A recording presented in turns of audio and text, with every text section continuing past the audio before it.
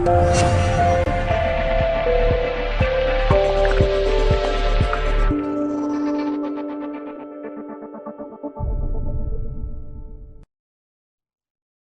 to my new show, Fashion Buzz with Geraldo.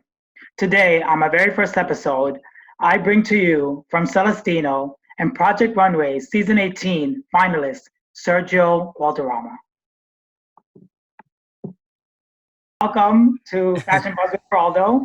I'm very honored to have you as my first guest.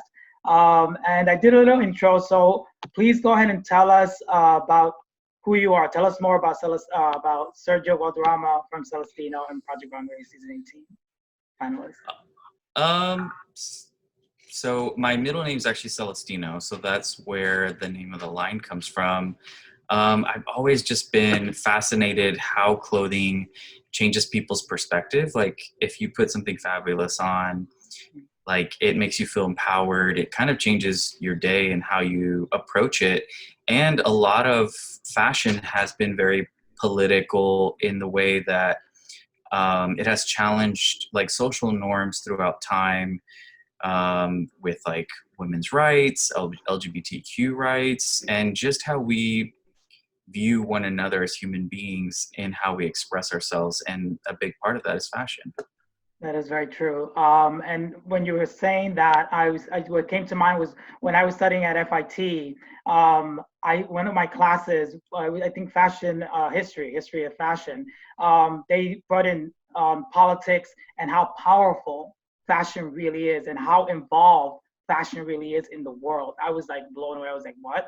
They spoke about the fact that colors are decided upon, and they actually go into like the leaders of fashion and the political leaders get together and they actually look at the times and they come up with different colors for the times and so on and so forth. I was fascinated by that. I was like, really, fashion is that powerful? so yeah, it goes hand in hand to what you just said right now. So so tell us a little bit more about Celestino and also Project Runway. Speak about Project Runway, your experience there, and so on and so forth. That is actually what brought us together, our connection. So, I would love for the viewers to hear and the listeners to hear a little bit more about that. Sure. So, my line Celestino, are you getting reverb on your computer? No. No, okay. Because I'm hearing it a little bit coming in. Because of the earbuds, maybe? Well, like what I'm saying is coming back to me. So one suggestion when you do these things, wear earphones, because whatever I say is coming through your speakers, you can hear it double. Oh, okay. So I don't know if you have earphones. I do. I don't have them at the moment to connect. Is it really important? Well, for your viewers, because you might not be hearing it twice, but I'm hearing it twice. Okay. And when you put the video together later, that'll happen. It has an echo on it. Okay. Are you gonna chop this up at all or no? Yeah, I probably won't, believe it or not. I'm gonna try and just kind of, I mean, I like the natural. Again, the natural, more raw. Like I was telling you, Naomi Campbell and her show, it's very raw. And I think people, the viewers and the listeners actually prefer that. But, Okay, so I'll just start talking then. So my company is a socially responsible and eco-friendly company. We do like to challenge social norms and having equality for all human beings on this planet, and that also goes for Mother Nature. So we create all of our looks from upcycled materials. So we don't use new things to create any of the couture looks that we have for the runways. We don't use any animal products. So we try to be as respectful as we can to Mother Nature. And that's really the focus of our company. We want to show people that you can create and be responsible, and also change the dialogue of success within the industry. Our industry is so driven on making profits, selling millions of dresses or whatever it is that you're selling, and those have consequences at the end of the day, and a lot of people don't take that into consideration. When you're a creator, you should think about what the what the impacts that whatever you're creating is going to do to the earth and other human beings. And a lot of the inexpensive things that people buy in our country and around the world, they have their consequences, either created by slave labor, or the textiles, how they're created, causes huge environmental impacts to the world. And so we want to be a symbol or teach people how you can do it the right way, how you can be responsible, and that you don't have to be a bazillionaire to be successful in our industry. You just have to be able to support yourself and create it in a responsible way. So that's really what our focus is as a company. And I actually went on Project Runway to talk about a lot of these social issues.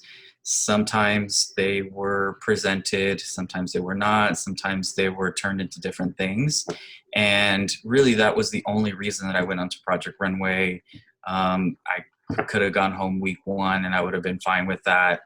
My goal was just to use the platform of Project Runway to bring a lot of social issues to light, and to show that you can be a responsible designer and try to make a difference. And really that's really the only reason I went on the show. That's great.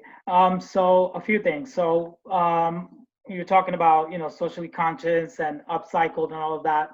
That's fantastic. And as I spoke to earlier in the week about that, I mean, the direction of the fashion world is really going that way. This morning, I actually went back and listened to, as I mentioned earlier, Naomi Campbell and her show. She had Anna Wintour on there. And that's one of the things that Anna Wintour mentioned. She says, moving forward, the new norm, we have got to start being more responsible. We need to be more conscious of what we're doing here in this fashion industry. And I was like, wow, that's amazing, because I was just talking to Sergio about that, and his company does just that. And like I said to you earlier this week, I think you're definitely in a position where you are a leader, and from here it's onward and upward with you and your company. So congratulations for that. Also, the Project Runway, yeah, again, that's what brought us together. And yeah, it's a reality show. At the end of the day, and I'm glad that you said earlier, oh, I could have left week one. It's good that you didn't leave week one, because we got to see your evolution on the show, fashion evolution, personal evolution. And luckily, again, I met you, and once I met you, I had a completely different perspective about you and what you stand for, so on and so forth. So it's good that you didn't go home on week one. You were there for a while, gave us really good television and great fashions. And and so that's pretty much that. So where do you see yourself in like 5 years from now with your company? What would you like to see done? Well, in 5 years, hopefully, I have a couple of little stores open. I want to stay small because I feel like growing a company out into a big place is what's going to be the demise of not only our industry but humanity as well. Like our industry creates about 40% of the pollution that goes into landfills, and that's not even talking about waterways and all of the different things that how we affect. And so I want to show future designers what is a good way to support yourself, create, and be responsible. And I want to be an inspiration and also a tool. I'm more than happy to share where I source my fabrics, how I manufacture, and transparency is really a key for the future as well for our entire industry, so consumers can make responsible choices when they're purchasing clothing items, and so that they know what their impact is. And dollars do dictate a lot of the industry, and you can actually see how the coronavirus is actually affecting fashion as well at the moment, and showing how much dependency we have on foreign manufacturing, because we really don't make anything here. And that's one of the other things that my company strives for, is to keeping all manufacturing locally and where you live, because the more that you keep the dollars in your community, the more that you can really support and grow the people around you. And that's really how we are going to empower each other for the future in our local communities. And that's why it's important. You don't have to purchase my items, but it's important to support local designers because their dollars actually stay within your financial community, and it's a way to grow and support local businesses as well. That's awesome. So what I hear from what you just said is that through what you're doing, you are pretty much going to be a teacher.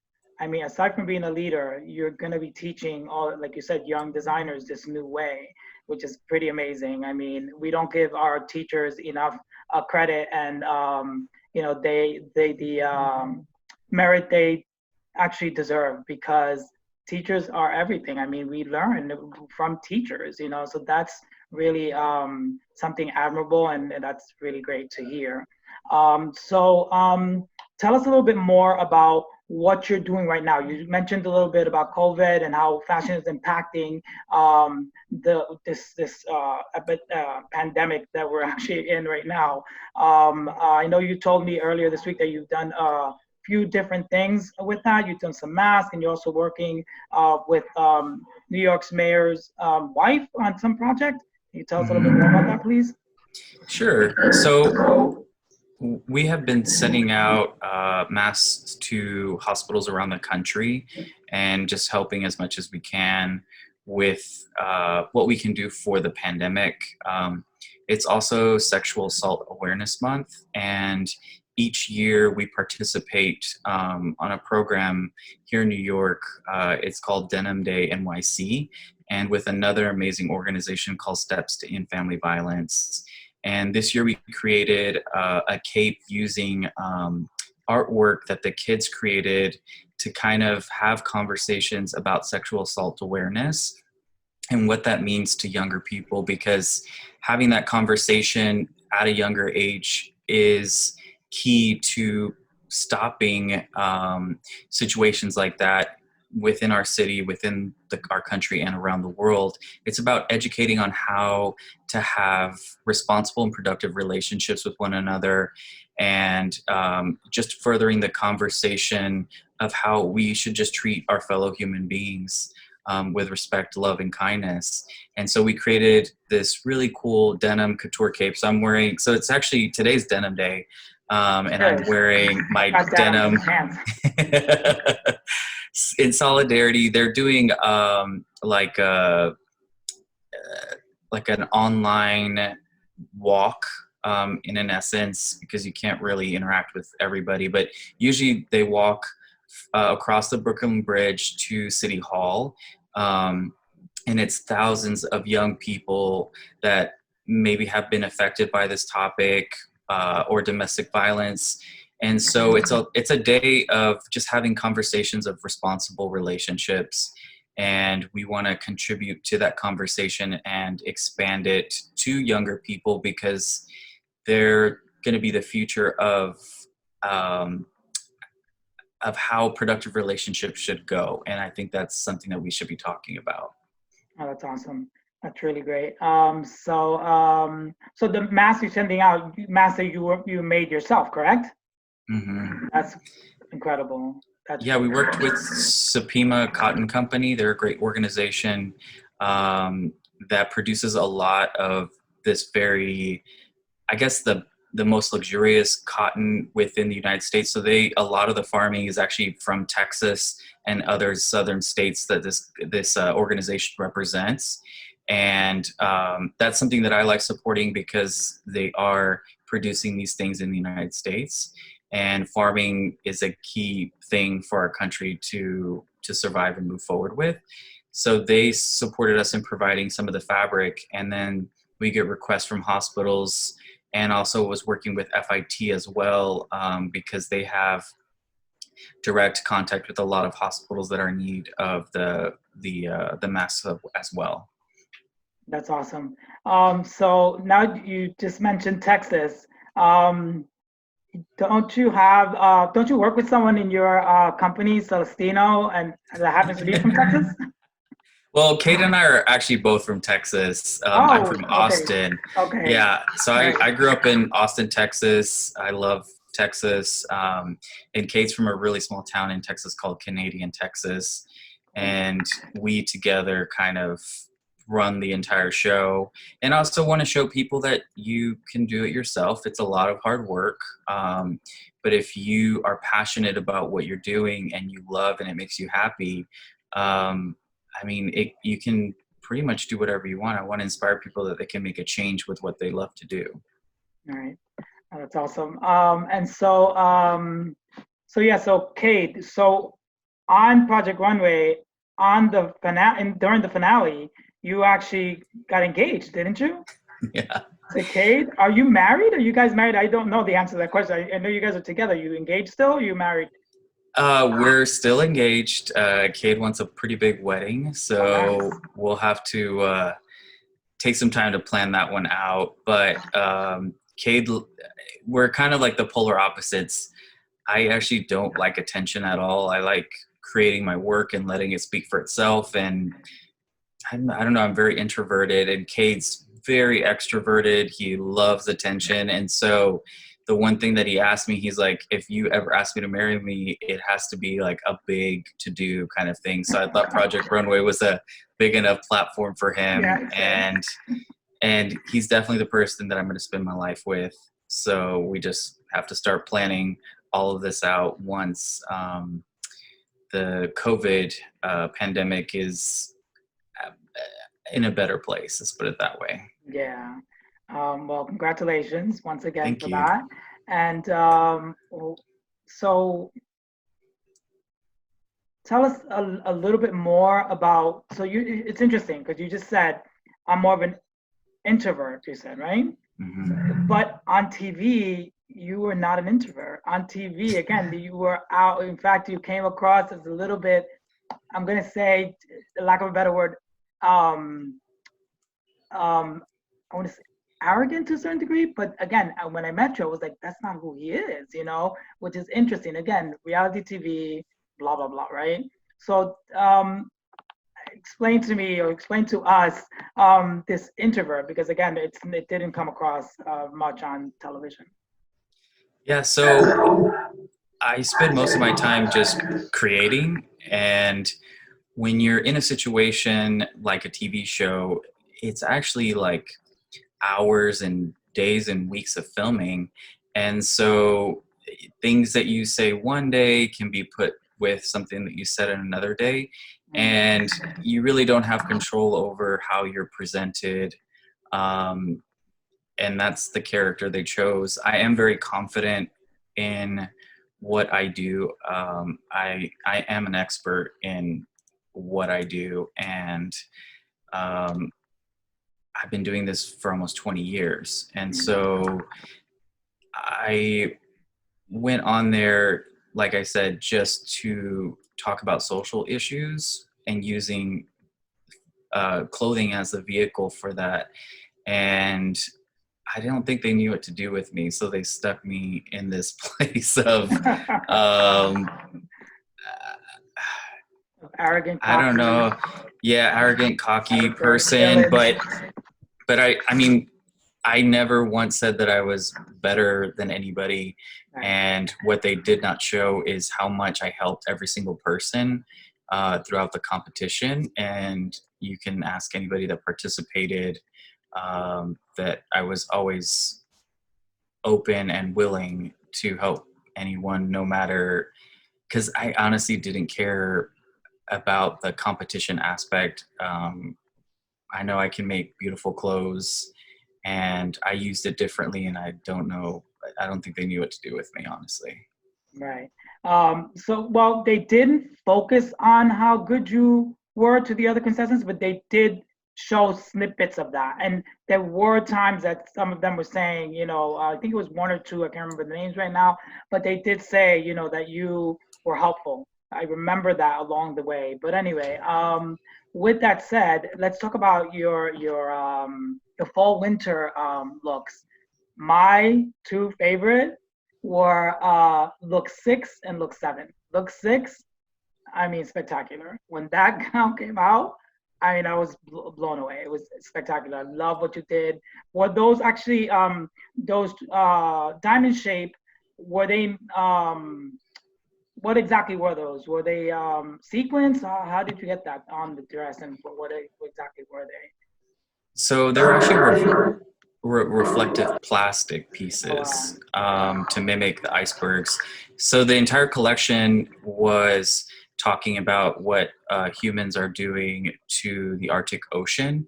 And there's an organization called the Marine Arctic Peace Sanctuary that's trying to get every country around the world to turn the Arctic into a sanctuary so we don't commercially fish, we don't mine there, and mining, fishing, and drilling for oil.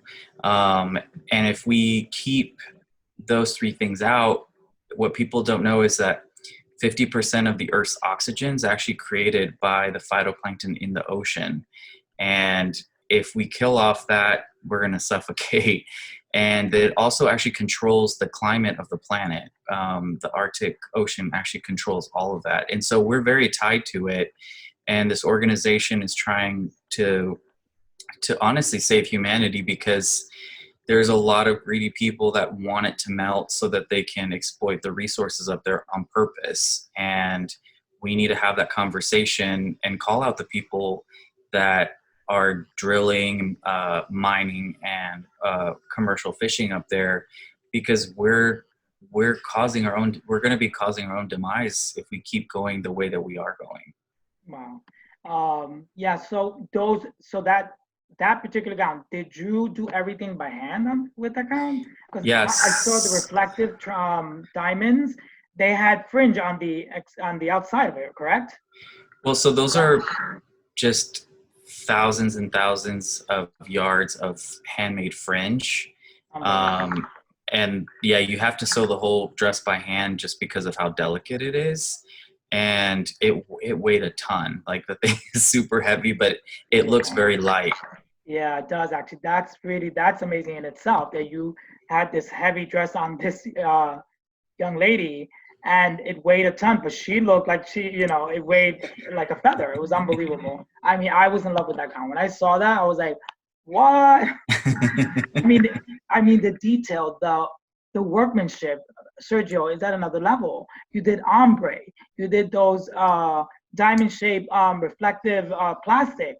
On top of that, it was actually handmade fringe. Unbelievable. The detail. How long did it take you to make that gown? That one actually took the longest. It took about 3 months. Wow. So every single piece that I made took a very, very long time. Um, and I put everything, every fiber of my being into it, because I feel like this topic needed to be talked about, and I wanted to show it in a very beautiful way. And fashion is a way to tell stories, and the stories I want to tell is the ones of how we can make the planet better. That's awesome. And then another one of the guys, like I said, look 7. I love that, the one that followed that ombre gown. Which was more, because that one to me, what I'd say was more of a cocktail gown, and then the other one was more of a formal gown. Which, I mean, I loved that it was actually the silhouette of it, sort of mermaid trumpet combination there, and I loved. And then again, back to, you really did the actual, were they paillettes or were they on the gown as well? And I'm sure those were actually on as well, weren't they? Yeah, all of the stuff, all the beading and embroidery was all hand done, and I want it to be mimicking how the Arctic Ocean is melting. So everything was ombre. It took a long time to strategically place how the color was going to transition, and the color palette is representative of how what colors icebergs have, and how we're changing the landscape up there. And so hopefully I did a good job on telling that story, and it came across on television. Oh yeah, it was stunning. And I mean, Serena Williams was like your number one champion. She wanted you to win, period. It was known, and she had a lot of she had a struggle with you not winning, from what I understand. So that's incredible. I mean, again, congratulations for your collection as well. Thank you. And so, okay, so now I'd like to for you to tell us where we can find you. I think people should have your, like you said, you put your blood, sweat, and tears into every garment that you make, which is incredible. That in itself is exclusive, and that in itself makes it a one of a kind, which I'm sure you probably do as well. So where can people find you? How can we find you? So you can find me on Instagram at Celestino Couture. My website is celestinocouture.com. And you can send us an email requesting any looks or DM me on Instagram. And we're actually moving our atelier to Hudson, New York this next month. So that's a pretty big, exciting thing. We don't feel like you need to be in New York anymore. And with the coronavirus, it actually has shown us that we can do a lot of the things that we normally do just via Zoom or email or whatever. And so we want to go back to nature a little bit and just rebalance and recalibrate after this tough time that we're having right now in the United States and the world. Right. So you, of course, like I said to you earlier this week, you'll be missed. I mean, but we'll keep in touch somehow, some way. We will. And so, do you go ahead and give us a little bit of drop some names, because I know you've worked with several celebrities. Tell us a little bit of the celebrities that you've actually worked with that have worn your fashions. Yeah, so we've had the opportunity of dressing some amazing people, and right now we're focusing on more people that are advocating for people's rights or people that are figures of a certain group. And so we really like focusing on that. And the people that are advocates for their community are like Billy Porter. Who else have we? Kesha is actually an advocate for the LGBTQ community. So you've dressed Kesha? Mm-hmm. Oh, that's awesome.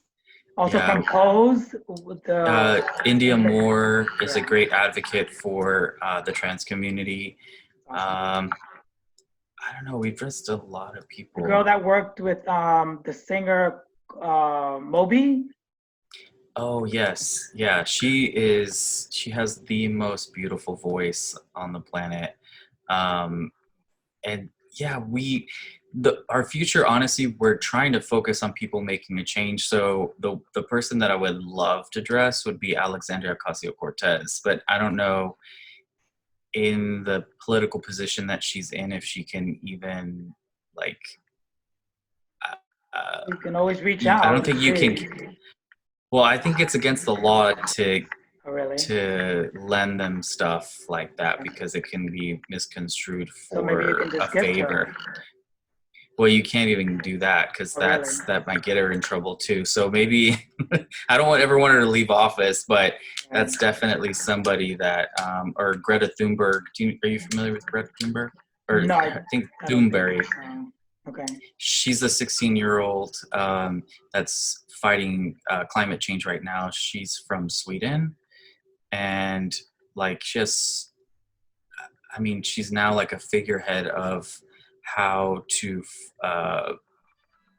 fight for Mother Nature, and it's so beautiful on all the work that she's doing. So there's some super inspiring people at the moment that are leaders in certain places that we want to help and also use as inspiration for future collections. I think the next collection we might be talking about how the war on drugs has affected Central and South American countries. I'm from Mexican descent, and I want to show kind of how terrible the war on drugs in the United States has created these environments and why we have such a problem with immigration because people are fleeing these super dangerous places to live.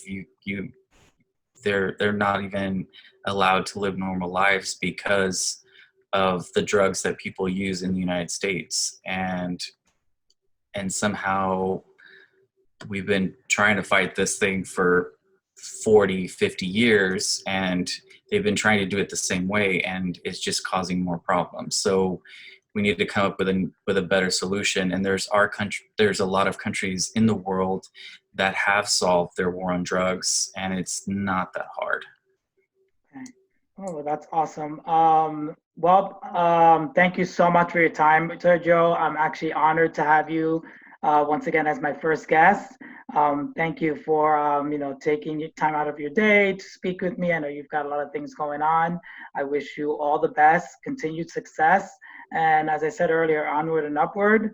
And have a great day. And again, CelestinoCouture.com. People can find you there, right? Yes. All right, awesome. Well, again, thank you very much, and we'll be in touch. Okay, have a wonderful day. You too. Thank you. Bye-bye.